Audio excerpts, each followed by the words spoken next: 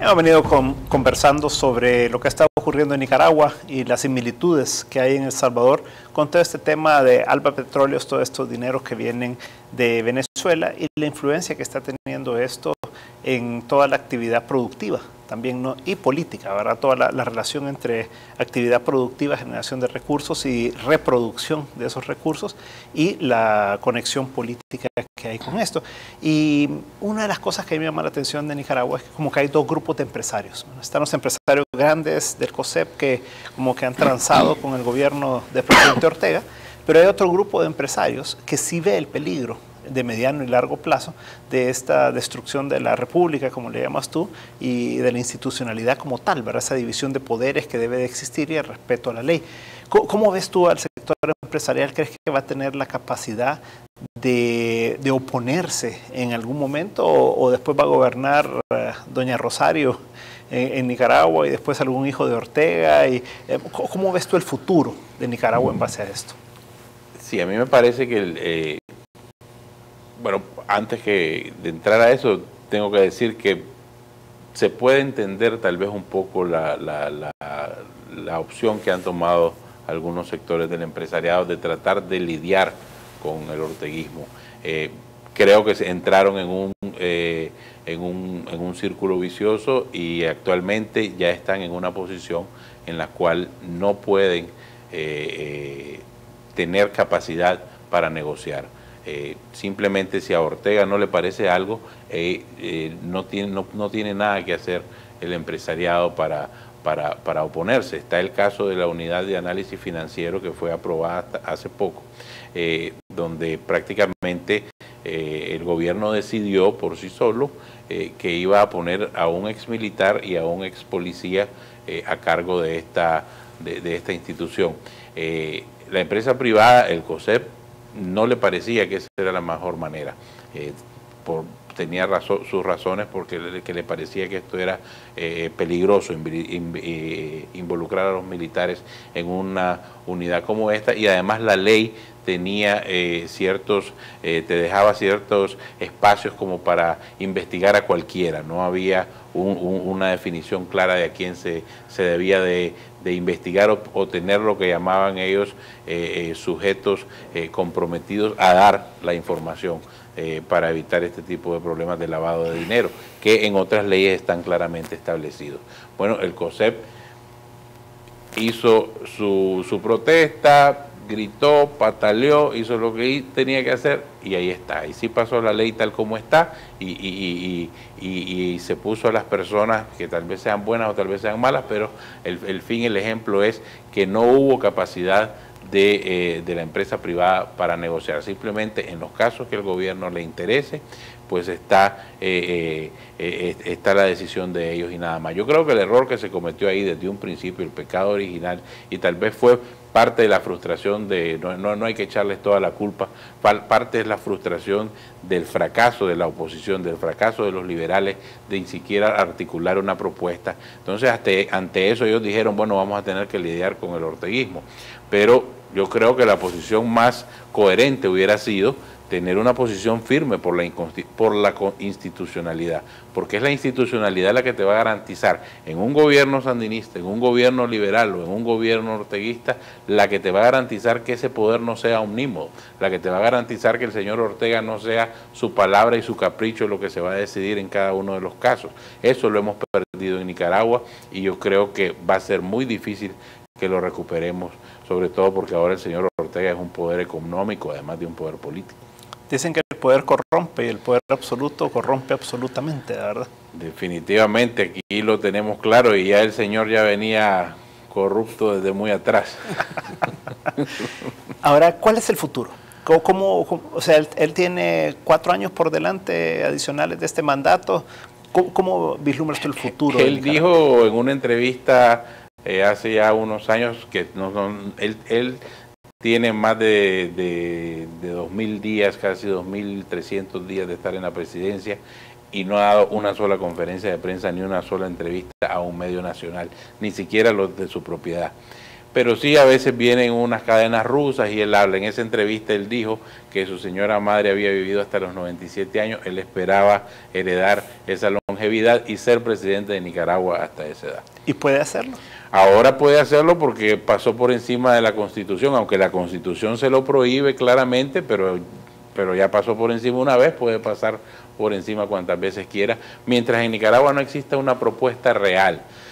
Que yo creo que es lo que hay como que reorganizarse en eso y hacer una propuesta real de parte de los políticos y los empresarios incluso que estén interesados en mejorar la vida del país y el progreso de todos, en hacer una propuesta real, cercana a las necesidades de la población. Lo vemos en las encuestas, que aún las más positivas de Daniel Ortega, que todavía la gente siente que hay una gran debilidad económica y que hay un peso económico que ellos están cargando. Mientras la oposición se esté preocupando de que si va a lograr un pedacito, como decimos en Nicaragua, del hueso o no, pues vamos a tener Ortega para rato. Si se reorganiza y se acercan a las necesidades de la población, que son muchísimas, y que están ahí a la vista de todos, para comenzar el tema de la roya, por ejemplo, que es una debacle nacional, pues puede haber un movimiento interesante y diferente en Nicaragua. Pero mientras tanto, si el señor Ortega llega a los 97 años, probablemente lo vamos a tener ahí de presidente. Arnoldo, aquí en El Salvador se ven ciertos símiles, ¿verdad? O sea, se ve como se puede dividir la derecha en estas próximas elecciones, como ocurrió con el señor Alemán, ¿verdad?, en Nicaragua, por tratar de mantener el poder. Él, al final de cuentas, le da una cuota a los sandinistas, a Ortega en particular, y al final de cuentas termina perdiendo el poder. Vemos una oposición bastante débil aquí en El Salvador. Vemos sí a los empresarios como pues más activos, llamémosle. Pero ¿cómo ves tú el futuro? O sea, porque ¿qué ocurriría si el FMLN mantiene esta capacidad de incidir en la actividad económica y en la capacidad de regalar cosas a la población y termina ganando, por ejemplo, el señor Sánchez Serén en la próxima elección? ¿Tú cómo ves toda esa relación empresa, dinero, política, poder a largo plazo, ¿verdad?, como se ha visto en otros países? Bueno, yo veo que el plan que ellos tienen es el mismo plan que tienen los países estos del ALBA, del socialismo del siglo XXI, ¿verdad? En el sentido de llegar a tomarse todas las instituciones. Allá lo han hecho a través de lo que ellos llaman la democracia participativa, llamando a referéndums, viviendo en constantes campañas todos los años, arrojando una gran cantidad de fondos públicos en esas campañas electorales, y prácticamente aplastando la competencia y dividiendo también a los sectores opositores, que es lo que ha pasado en Nicaragua. Aquí vemos mucha similitud, vemos un expresidente que se está queriendo lanzar como candidato, cuyo partido prácticamente ha venido votando con el FMLN en prácticamente todas las iniciativas de ley, y donde, o sea, que eso afirma que hay una alianza entre los líderes del frente y este candidato, candidato que llegaría a ser candidato presidencial, con el objetivo de dividir al sector conservador y de esa manera facilitar el gane del FMLN. Si llega a ganar este partido, pues habría que ver en realidad qué camino va a tomar, ¿verdad? Porque nosotros vemos en Sudamérica que han habido presidentes de izquierda que han obviamente fortalecido la institucionalidad. Lo vemos incluso en Perú, donde no nos imaginábamos, lo vemos obviamente en Uruguay, pero aquí sí vemos una relación. Hemos visto cómo Sánchez Serén ha ido a Venezuela a rendir cuentas, prácticamente se ha abrazado con prácticamente todos estos presidentes cuya forma de gobernar va encaminada a la toma del poder total de las instituciones. Okay.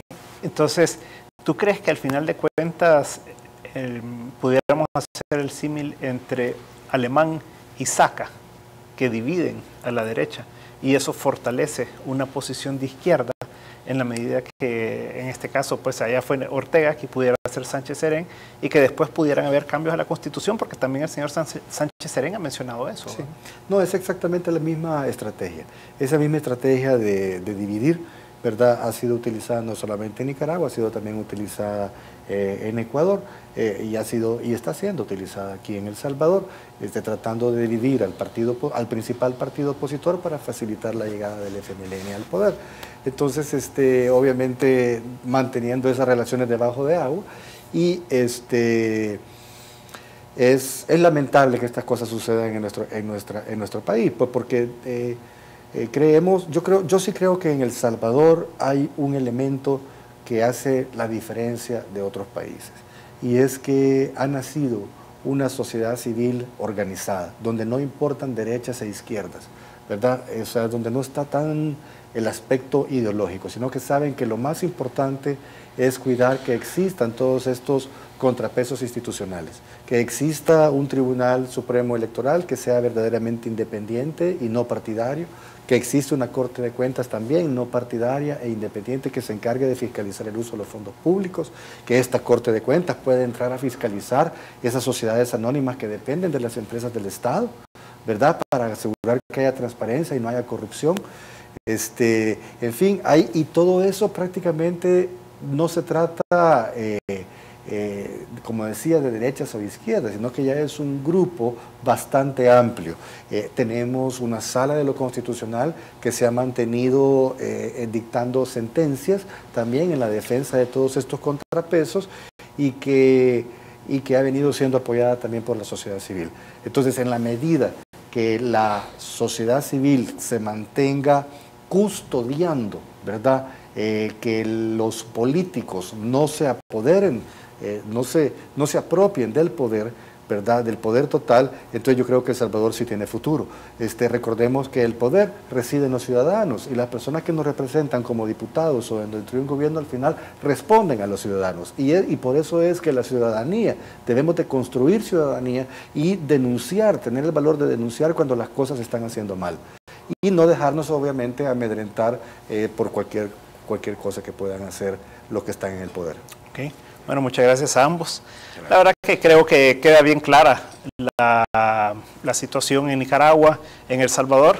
Usted saque sus conclusiones. La verdad que vienen momentos importantes en el país. Tenemos un evento trascendental el próximo año, en el 2014, y los salvadoreños pues tenemos que irnos informando para ir tomando una decisión que pueda ser la mejor para el futuro de todos. Muchas gracias por habernos sintonizado y nos veremos la próxima semana por este mismo espacio, si el Señor así lo permite. Muy buenas noches.